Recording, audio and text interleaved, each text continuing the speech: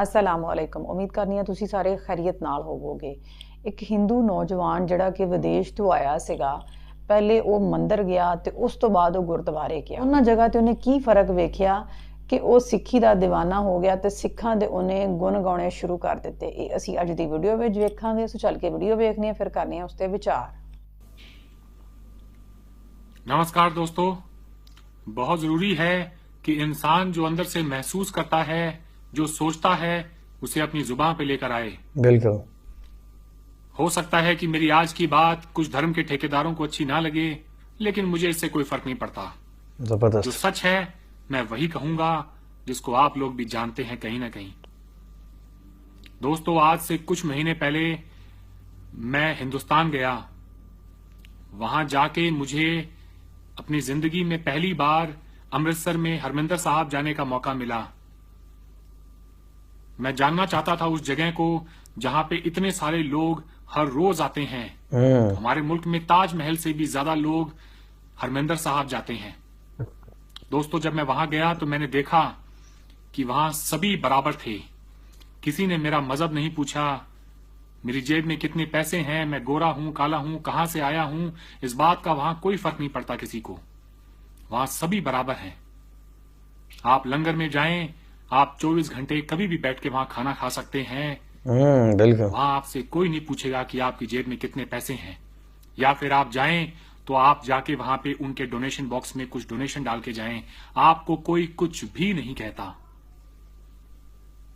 कितना खूबसूरत नजारा था। मैं घंटों वहां बैठे रहा और मैं यही सोचता रहा कि ये कितनी पावन भूमि है कि जहां पे इंसान की कद्र है। यहां आकर इंसान अपने आप को, अपनी इंसानियत को जिंदा रखता है। शायद ही कोई शख्स होगा अमृतसर शहर में जो रात को भूखा सोता हो। ये बात मुझे बहुत अच्छी लगी।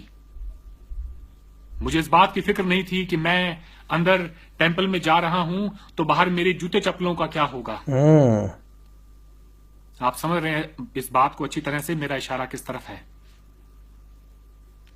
किसी ने पैसे नहीं लिए, लाखों लोग जाते हैं और किसी के भी जूते चप्पल वहां पे चोरी नहीं होते। कितनी अच्छी बात है ये। इंसान है हम दोस्तों, हमें एक दूसरे से सीखने की जरूरत है।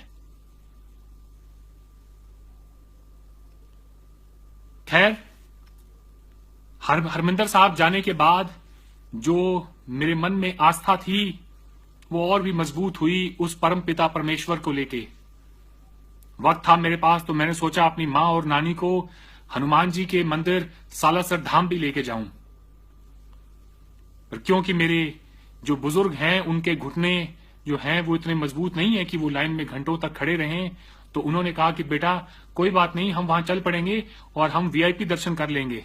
तो मैंने पूछा कि ये वीआईपी दर्शन क्या है। इस बात का मुझे अंदाजा हुआ कि आप वहां जाएं और कुछ पैसे दें और एक आपके लिए एक अलग से लाइन खुल जाती है जिससे आप जल्दी जल्दी वहां से दर्शन करके और बाहर निकल सकते हैं। मैं दंग रह गया। मैं सोच में पड़ गया कि ये कैसा मजहब है, ये कैसा धर्म है जिसमें अपने भगवान को मिलने के लिए मुझे पैसे देने पड़ेंगे। भगवान के लिए तो सब एक बराबर हैं, चाहे वो गरीब हो, अमीर हो, कैसा भी हो। फिर मुझे एहसास हुआ कि कमी धर्म में नहीं है, धर्म के ठेकेदारों में है। हम सब ने वो फोटो देखी है बचपन में जहां पे श्री राम भगवान की जो तस्वीर है वो हनुमान जी के छाती के अंदर चीर के दिखा देते हैं कि राम मेरे मन में बसते हैं। तो मैंने भी अपने आप को समझाया कि अरविंद, राम हम सब के मन में बसते हैं। इन लोगों की मुझे जरूरत नहीं है जो लोग धर्म के नाम पे और भगवान का सौदा करते हों। और मैंने फैसला किया कि मैं वहां नहीं जाऊंगा। मैं आप लोगों से पूछना चाहता हूं, क्या यह सही है कि भगवान के दर्शन के लिए कुछ लोग पैसे दे के एक वीआईपी लाइन में चले जाएं? मैं आप लोगों से पूछता हूं, भगवान के घर में कोई वीआईपी हो सकता है क्या? वहां तो सभी बराबर हैं। आप गुरुद्वारे में जाएं, चर्च में जाएं, मस्जिद में जाएं, मैंने कोई वीआईपी लाइन नहीं देखी वहां पे। फिर हमारे ही धर्म में ये वीआईपी लाइन क्यों होती है? अंदर जो पुजारी हैं वो खा खा के मोटे हो गए हैं, लेकिन बाहर बैठा सड़क पे जो इंसान भूखा है उसको एक रोटी भी नहीं मिलती। पांवों के अंदर आपका जो है प्रसाद वो वहां पे फैला हुआ है चारों तरफ, लेकिन कोई ये नहीं कहता कि जाओ भाई बाहर जाके कोई जो इंसान बाहर बैठे हैं, भूखे पेट बैठे हैं, उनको भी कोई खाना दे दो। सिख धर्म को आए हुए तो ज्यादा साल नहीं हुए, यही 400 साल हुए हैं। हमारा धर्म तो बहुत पुराना है। हमें हरविंदर साहब से कुछ सीखना चाहिए, हम सभी को सीखना चाहिए कि अगर वहां पे 24 घंटे लंगर चल सकता है तो ये मंदिर जहां पे लोग करोड़ों का दान देके जाते हैं, यहां पे 24 घंटे लंगर क्यों नहीं चलते। हम नारा लगाते हैं जय श्री राम का, राम भगवान ये तो नहीं चाहते थे, हनुमान जी ये तो नहीं चाहते थे कि कोई उनके दर पर आए और पैसे देके उनके जल्दी दर्शन कर ले। दोस्तों, ये धर्म के नाम पे जो लोग अपनी दुकानें खोल खोल के बैठे हैं, हमें इन लोगों से अपनी जान छुड़ानी होगी, इनसे सवाल करना होगा। अगर आप नहीं करेंगे तो हिंदुस्तान की आने वाली नस्लें आपको कभी माफ नहीं करेंगी। इस मुल्क में कितनी गरीबी है ये बात आपसे छुपी हुई नहीं है, उसके बावजूद हमारे मंदिरों के अंदर खजाने भरे पड़े हैं। हम बर्बाद हो जाएंगे अगर हमारा ये हाल रहा तो। पेट काट काट के अपना, और इन मंदिरों में हम जाके अपना जो चढ़ावा चढ़ा के आते हैं, आखिर किसके लिए? अगर वो पैसा वापस घूम फिर के उन गरीबों तक पहुंचे तब तो फायदा है, वरना क्या फायदा है। आप हरविंदर साहब की व्यवस्था देखें, वहां लाखों लोग दिन में खाना खाते हैं, 24 घंटे वहां लंगर चलता है। वहां कोई दान दे तो उसे पता होता है कि उसके दान का दिया हुआ पैसा लोगों तक पहुंचेगा। सालासर में वैसी व्यवस्था।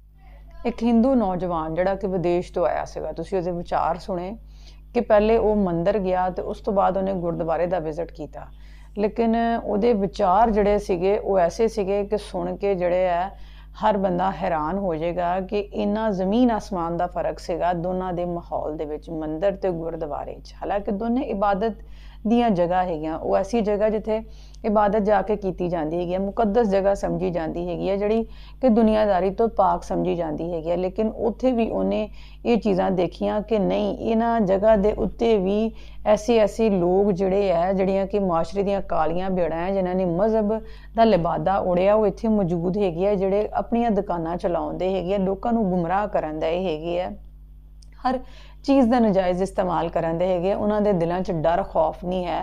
ਜਿਸ ਤਰ੍ਹਾਂ ਉਹਨੇ ਦੱਸਿਆ ਕਿ ਜਿਹੜੇ ਮੰਦਿਰ ਦੇ ਵਿੱਚ ਬੈਠੇ ਸੀਗੇ ਲੋਕ ਜਾਂ ਦੇਵੀ ਦੇ ਦਰਸ਼ਨ ਕਰਨੇ ਵਾਸਤੇ ਇੱਕ ਲੰਬੀ ਲਾਈਨ ਲੱਗੀ ਸੀਗੀ, ਔਰ ਤੁਹਾਨੂੰ ਉਸੇ ਲਾਈਨ 'ਚੋਂ ਹੀ ਗੁਜ਼ਰ ਕੇ ਜਾਣਾ ਸੀ। ਹਾਂ, ਜਿਹੜੇ ਪੈਸੇ ਦੇ ਸਕਦੇ ਆ ਉਹਨਾਂ ਵਾਸਤੇ VIP ਲਾਈਨ ਲੱਗੀ ਸੀ। ਅਗਰ ਜੇ ਤੁਹਾਡੇ ਕੋਲ ਪੈਸੇ ਹੈ ਤਾਂ ਤੁਸੀਂ VIP ਲਾਈਨ 'ਚ ਲੱਗੋ ਤੇ ਦਰਸ਼ਨ ਕਰਕੇ ਤੇ ਆਪਣੇ ਘਰ ਚਲੇ ਜਾਓ, ਤੇ ਜੇ ਤੁਹਾਡੇ ਕੋਲ ਪੈਸੇ ਨਹੀਂ ਹੈਗੇ ਤੇ ਫਿਰ ਉਸੇ ਲੰਬੀ ਲਾਈਨ 'ਚ ਖੜੇ ਰਹੋ, ਭਾਵੇਂ ਤੁਸੀਂ ਬਿਮਾਰ ਜੇ ਸ਼ੁਮਾਰ ਜੇ, ਤੁਹਾਡੀ ਤਬੀਅਤ ਸਾਥ ਦੇਣ ਦੀ ਜਾਂ ਨਹੀਂ ਦੇਣ ਦੀ, ਤੁਸੀਂ ਜਵਾਨ ਜਾਂ ਬਜ਼ੁਰਗ, ਇਹ ਚੀਜ਼ ਮੈਟਰ ਨਹੀਂ ਕਰਦੀ ਹੈ। ਮੈਟਰ ਕਰਦਾ ਤੇ ਪੈਸਾ ਕਰਦਾ।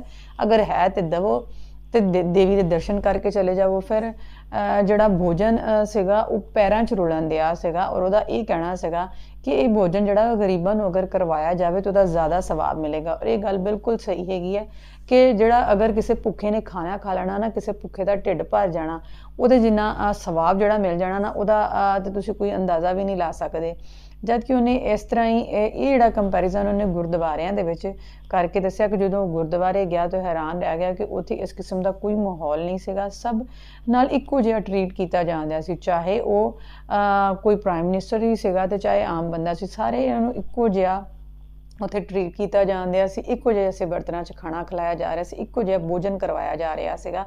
ਸਫਾਈ ਦਾ ਬਹੁਤ ਜਿਹੜਾ ਬਿਹਤਰੀਨ ਇੰਤਜ਼ਾਮ ਸੀਗਾ। ਫਿਰ ਜਿਹੜਾ ਉੱਥੇ ਲੰਗਰ ਕਰਵਾਇਆ ਜਾ ਰਿਹਾ ਸੀਗਾ ਉਹ ਇੱਕ ਮੁਨਜ਼ਮ ਤਰੀਕੇ ਦੇ ਨਾਲ ਕਰਵਾਇਆ ਜਾ ਰਿਹਾ ਸੀਗਾ ਕਿ ਜਿਹਦੇ ਨਾਲ ਜਿਹੜਾ ਖਾਣਾ ਉਹ ਜ਼ਾਇਆ ਨਹੀਂ ਹੋ ਸਕਦਾ ਸੀਗਾ। ਫਿਰ ਬਿਲਾ ਰੋਕ ਟੋਕ ਜਿਹੜਾ ਮਰਜ਼ੀ ਉੱਥੇ ਜਾ ਕੇ ਲੰਗਰ ਕਰ ਲਵੇ। ਜਿਹੜੀ ਚੀਜ਼ ਨੇ ਸਭ ਤੋਂ ਜ਼ਿਆਦਾ ਨੂੰ ਮੁਤਾਸਰ ਕੀਤਾ ਕਿ ਉੱਥੇ ਰੋਕ ਟੋਕ ਨਹੀਂ ਸੀ ਕਿ ਸਿਰਫ ਹਿੰਦੂ ਹੀ ਜਾਣਗੇ ਜਾਂ ਸਿੱਖ ਹੀ ਜਾਣਗੇ। ਉੱਥੇ ਹਿੰਦੂ, ਮੁਸਲਮਾਨ, ਸਿੱਖ, ਈਸਾਈ ਜਿਹੜਾ ਮਰਜ਼ੀ ਜਾ ਕੇ ਭੋਜਨ ਕਰ ਸਕਦਾ ਸੀਗਾ, ਜਿਹੜਾ ਲੰਗਰ ਹੈ ਉਹ ਚੱਕ ਸਕਦਾ ਸੀਗਾ। ਉਹਦੇ ਉੱਤੇ ਕਿਸੇ ਕਿਸਮ ਦੀ ਰੋਕ ਟੋਕ ਨਹੀਂ ਸੀਗੀ, ਔਰ ਨਾ ਹੀ ਕੋਈ ਉਹਦੇ ਨਾਲ ਐਸਾ ਸਲੂਕ ਕੀਤਾ ਜਾਂਦਾ ਜਿਹਨੂੰ ਉਹਨੂੰ ਅਹਿਸਾਸੇ ਕਮਤਰੀ ਪੈਦਾ ਹੋਵੇ। ਇਹ ਚੀਜ਼ਾਂ ਜਿਹੜੀਆਂ ਮੈਂ ਇਹੀ ਸਿੱਖੀ ਨੂੰ ਨੁਮਾਇਆਂ ਕਰਦੀਆਂ ਹੈਗੀਆਂ ਮੈਂ ਬਾਕੀਆਂ ਦੇ ਨਾਲੋਂ, ਔਰ ਸਿੱਖੀ ਦਾ ਇੱਕ ਪੂਰੀ ਦੁਨੀਆ ਦੇ ਵਿੱਚ ਇੱਕ ਅਲੱਗਾ ਮਕਾਮ ਹੈਗਾ ਵੈ। ਬਹੁਤ ਵਧੀਆ ਵੀਡੀਓ ਸੀਗੇ ਵੀਰੇ। ਤੁਹਾਨੂੰ ਇਹ ਵੀਡੀਓ ਕਿੰਦੀ ਲੱਗੀ ਕਮੈਂਟ ਕਰਕੇ ਲਾਜ਼ਮੀ ਦੱਸਿਓ। ਰੱਖਿਓ ਆਪਣਾ ਢੇਰ ਸਾਰਾ ਖਿਆਲ। ਮਿਲਾਂਗੇ ਅਗਲੀ ਵੀਡੀਓ ਦੇ ਨਾਲ। ਅੱਲਾਹ ਹਾਫਿਜ਼।